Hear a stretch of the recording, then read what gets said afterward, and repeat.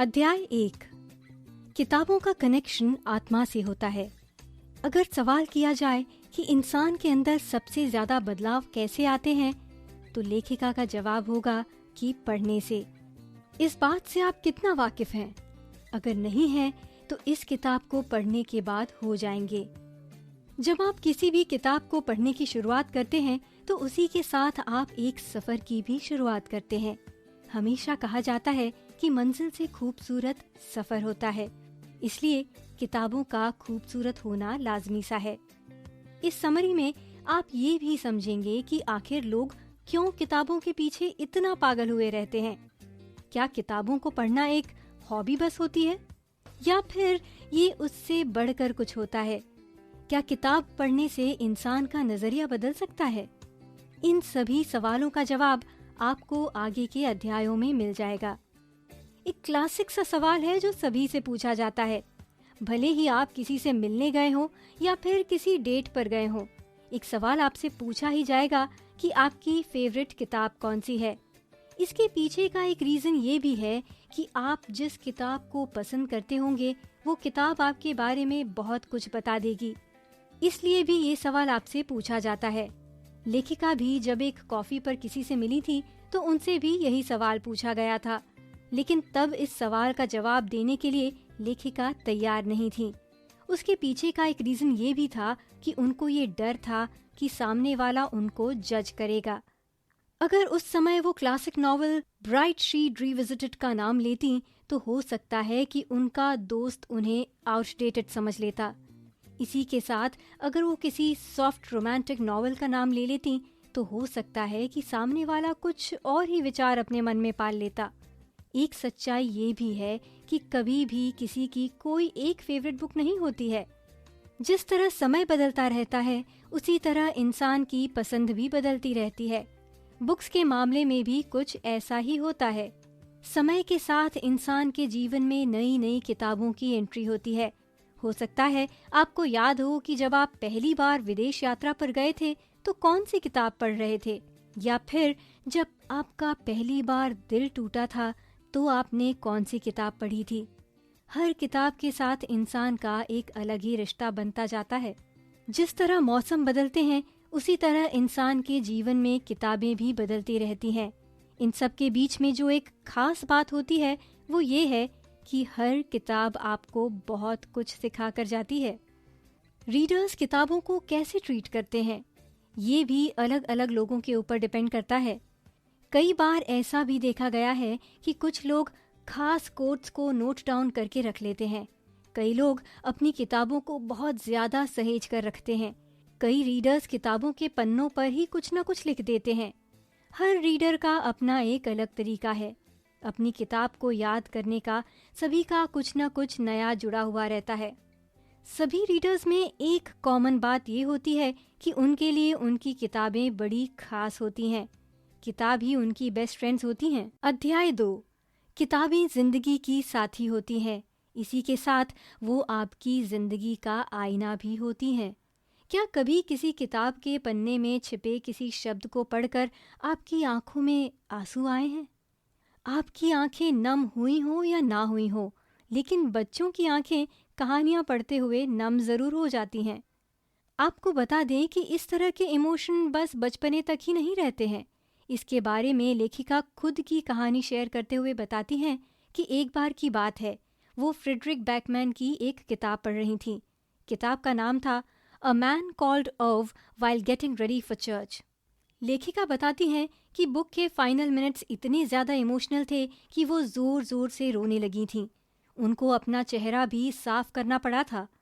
लेखिका कहती हैं कि इस बात में कोई शक नहीं है कि किताब आपको रुला सकती है, हंसा सकती है, यहाँ तक कि किताब आपको दीवाना भी बना सकती है। शुरुआती दौर के पाठकों को किताब बहुत सारे अनुभव करा सकती है। वो जिंदगी के असली मतलब को भी किताब के जरिए समझ सकते हैं। इसी के साथ पाठक किताब के नायक के जीवन से भी बहुत कुछ सीख सकते हैं। जीवन के कई पहलुओं को किताबों ने बड़े अदब से छुआ है। भले ही वो फर्स्ट डेट हो, या फिर तलाक की बात हो, या फिर बाद जीवन के संघर्ष की। आपको किताबों के पन्नों में सब कुछ देखने को मिल ही जाएगा। इसलिए लेखिका लिखती हैं कि हमें किताबों को बड़े अदब से पढ़ना चाहिए। जीवन में कई मौके ऐसे आते हैं जब आपको किताबें ही बहुत कुछ सीखने का मौका दे देंगी।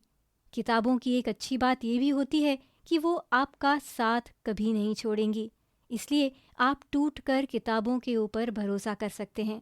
लेखिका ने अपने जीवन के अनुभव को किताब के माध्यम से लोगों के सामने उतार दिया है। काफी समय तक लेखिका इस बात को लेकर आश्वस्त नहीं थीं। उन्हें डर लग रहा था, उनके मन में कई सवाल थे। वो सोच रही थी कि क्या रियल लाइफ एक्सपीरियंसेस को किताब में लिखना सही होगा। फिर उन्होंने फैसला किया और समझा कि किताब भी तो जीवन का ही आईना होती है। अध्याय 3। अगर आप बुक पढ़ने की आदत डालते हैं तो आप महसूस करेंगे कि आप एक पाठक के तौर पर बेहतर हो रहे हैं। लेखिका अपने बचपन का किस्सा शेयर करते हुए बताती हैं कि जब वो छोटी थीं तब वो L.M. मॉन्टगोमरी की किताब पढ़ रही थीं। किताब का नाम एमिली ऑफ न्यू मून था। किताब पढ़ते पढ़ते लेखिका को रात हो गई थी, लेकिन किताब अभी खत्म नहीं हुई थी। उस किताब में आगे क्या होता है ये जानने की लेखिका को इतनी दिलचस्पी थी कि उन्हें रात में नींद ही नहीं आ रही थी। फिर क्या होता है? पहली बार लेखिका ने हाथों में लैंप की लाइट जलाकर रात में किताब को खत्म किया था। जब कभी आप पढ़ते पढ़ते पहली बार इस सिचुएशन में पहुंचेंगे तब वो आपकी रीडर के तौर पर शुरुआत होगी। लेकिन रीडर के तौर पर इस पोजीशन में आने में भी काफ़ी साल लग जाते हैं। इसके पीछे का रीज़न ये है कि जब आप रीडिंग की हैबिट डाल रहे होते हो तब आप दूसरों से काफ़ी ज़्यादा प्रभावित होते हैं। लेकिन जिस वक्त आप अपनी किताबों का चयन खुद करने लगेंगे तब आप मान लीजिएगा कि एक पाठक के तौर पर आपके सफ़र की शुरुआत हो गई है। एक बात और, ये सफ़र काफ़ी हसीन होने वाला है। लेखिका के जीवन में ये समय अर्ली 20 में ही आ गया था। इसी कारण उन्हें जीवन में बहुत कुछ नया सीखने को भी मिला है। अगर आपने अभी भी किताबों को पढ़ने की शुरुआत नहीं की है तो अब समय आ गया है कि आप शुरुआत कर सकते हैं। किसी भी चीज़ की शुरुआत करने के लिए कभी भी बहुत देर नहीं होती है। इसी के साथ लेखिका बताती हैं कि जब वो 22 साल की थीं तब उन्होंने एक दिन में 400 पन्ने पढ़कर ख़त्म किए थे। लेखिका आज भी उस एक्सपीरियंस को भूल नहीं पाती हैं। शार्लेट ब्रॉन्टे की क्लासिक नॉवेल के बारे में बात करते हुए लेखिका बताती हैं कि उनकी नॉवेल करीब करीब 1 साल तक उनके शेल्फ पर पड़ी रही थी। तब वो सोचती थी कि क्लासिक किताबें बोरिंग होती हैं, लेकिन उस किताब ने उनके इस ख्याल को गलत साबित कर दिया था। जब आपको भी इस तरह के एक्सपीरियंसेस हो जाएंगे तो आप अपने आप को मैच्योर इंसान के तौर पर पाओगे। लेकिन एक बात आपको याद रखनी चाहिए कि पास्ट में की गई मिस्टेक्स आपको कभी भूलेंगी नहीं, इसलिए नई किताबों के लिए हमेशा तैयार रहिए।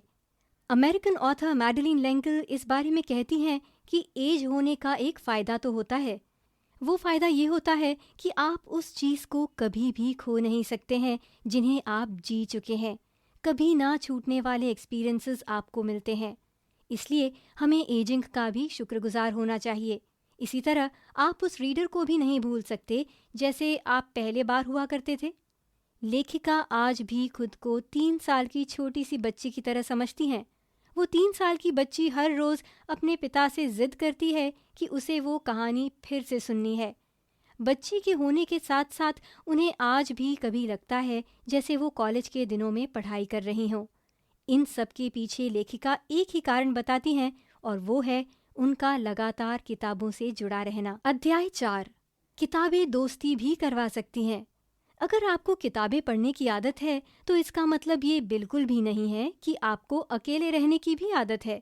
किताबों को लेकर लोगों ने एक गलत धारणा बना ली है। वो धारणा ये है कि किताबों के साथ होने से इंसान लोगों से अलग होने लगता है। लेकिन आपको बता दें कि ये बात बिल्कुल गलत है। असलियत तो ये है कि किताब सोशल कल्चर का अटूट अंग है। इससे लोगों के अंदर सोशल कल्चर बढ़ता है। इसी के साथ दोस्ती करने का भी किताब एक बहुत बढ़िया जरिया है। आप लोगों से किसी भी किताब के बारे में डिस्कस कर सकते हैं। उसी संवाद से लोग आपको और आप लोगों को जानेंगे। अगर आपकी किस्मत अच्छी हुई तो आपको ऐसा साथी भी मिल सकता है जिसकी पसंद बिल्कुल आपकी ही तरह हो। उस दोस्ती को आप बुक ट्विन भी कह सकते हैं, क्या पता किस्मत आपके ऊपर ज्यादा मेहरबान हो जाए और आपको आपकी ही तरह पढ़ने लिखने वाली जीवन साथी भी मिल ही जाए। अगर ऐसा होता है तो वो आपको ज्यादा बेहतर समझेगी, क्योंकि उसे पता होगा कि आपका टेस्ट क्या है। ऐसी संगिनी के साथ आपको समय बिताने में भी ज्यादा अच्छा लगेगा। लेखिका के पास भी एक दोस्त है जो उन्हें पढ़ाई के दौरान ही मिली थी। लेखिका उन्हें बुक ट्विन ही बुलाती हैं। किताबों के मामले में वो लेखिका की काफ़ी ज़्यादा मदद भी करती हैं। दोनों को साथ में किसी भी पसंदीदा किताब के बारे में डिस्कशन करना बहुत अच्छा लगता है। आपको ये बात समझनी चाहिए कि किताब के अंदर बहुत शक्ति होती है। अगर ये अच्छा रिश्ता बनवा भी सकती है तो ये बना बनाया रिश्ता खराब भी कर सकती है। कई बार ऐसा देखा गया है कि लोगों के बीच में किताबों को लेकर झगड़े हुए हैं। ये बात ऐसे ही नहीं कही जा रही है, बल्कि इसके पीछे पूरे प्रमाण भी मौजूद हैं।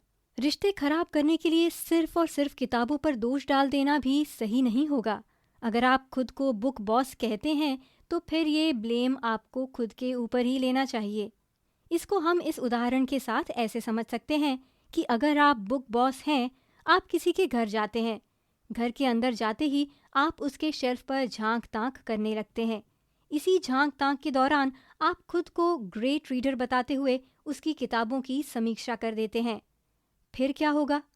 मान लिया कि आप एक बहुत अच्छे रीडर हैं, लेकिन इसका मतलब ये तो बिल्कुल भी नहीं है ना कि आप किसी की बुक्स की समीक्षा करने लगें। अगर आप ऐसा करते हैं तो लाजमी सी बात है कि सामने वाला भी चुप तो नहीं रहेगा। वो भी अपना रिएक्शन तो देगा ही। जब सामने वाले का रिएक्शन आएगा तो आपको बुरा लग जाएगा। फिर आप दोनों के बीच रिश्ते कुछ बिगड़ से जाएंगे और सारा ब्लेम किताबों के ऊपर आ जाएगा। लेकिन अगर आप गौर करें तो गलती किताबों की नहीं, बल्कि आपकी थी। अगर आप किताबी कीड़ा बनना चाहते हैं तो कई सारे चैलेंजेस को झेलना पड़ेगा। जब आप रियल बुकवर्म का स्टेटस पा लेंगे तो आप महसूस करेंगे कि आपको कई सारे ऐसे इश्यूज का पता है जिसको सिर्फ और सिर्फ किताबी कीड़े ही जान सकते हैं। जब आपने शुरुआत की थी तो आपको पता ही नहीं चलता था कि बुक्स को मैनेज कैसे करना है। आपको बुक का एक बड़ा सा पहाड़ नज़र आता था। उस पहाड़ में चढ़ना कैसे है, इस बात का ज्ञान आपको था ही नहीं। अगर आप बुकवर्म बन चुके हैं तो फिर आपको एक बात और समझ में आ ही गई होगी कि कभी भी आपके पास पर्याप्त बुक शेल्फ नहीं हो सकते। आपको हमेशा ऐसा ही लगता रहेगा कि आपके पास बुक शेल्फ की कमी है। दूसरा पहलू आपको समझ में आ गया होगा कि डुप्लीकेट एडिशन रखने का कोई फ़ायदा नहीं होता है। हमेशा कोशिश करिए कि बेस्ट एडिशन आपके पास हो। एक दिक्कत और है जिससे सभी बुक लवर्स को गुजरना पड़ता है, और वो ये है कि आपके पास किताबें तो बहुत सारी हो गई हैं, लेकिन उन्हें पढ़ने के लिए समय ही नहीं बचा है। इस प्रॉब्लम का सलूशन आपको डेडलाइन बनाकर मिल सकता है। अगर आप डेडलाइन बनाकर बुक्स को पढ़ेंगे तो आपके अंदर एक अलग ही एनर्जी का प्रवाह होगा। आप किताबों को पढ़ने के लिए पब्लिक लाइब्रेरी का नियम भी अपने ऊपर लागू कर सकते हैं। ये नियम कुछ ऐसा होगा कि जुर्माना भरने से पहले मुझे ये 5 किताबें खत्म करनी ही हैं। ये सब पढ़कर आपको ऐसा भी लग सकता है कि किताबों को प्यार करना बहुत कठिन काम है, लेकिन आपको ये नहीं भूलना चाहिए कि किताबों को प्यार करके आपको काफ़ी कुछ नया सीखने को भी मिलता है। इसी के साथ अगर आपको किताब पढ़ने की आदत लग गई तो ऐसा भी हो सकता है कि आगे जाकर आप खुद ही एक बेहतरीन लेखक बन जाएं। इस किताब की लेखिका नए लेखकों को ये सलाह ज़रूर देती हैं कि उन्हें बहुत ज़्यादा पढ़ना चाहिए। अगर आप लेखन की दुनिया में कदम रखना चाहते हैं तो आपको किताबों के ज़रिए अपनी नींव को जल्द से जल्द मजबूत करने में लग जाना चाहिए। इस बात का भी ध्यान रखना चाहिए कि ये एक दिन का काम नहीं है, बल्कि ये पूरी एक प्रोसेस है। अध्याय 5। किताबों में ऐसा बहुत कुछ है जिससे आपको सुकून मिलेगा।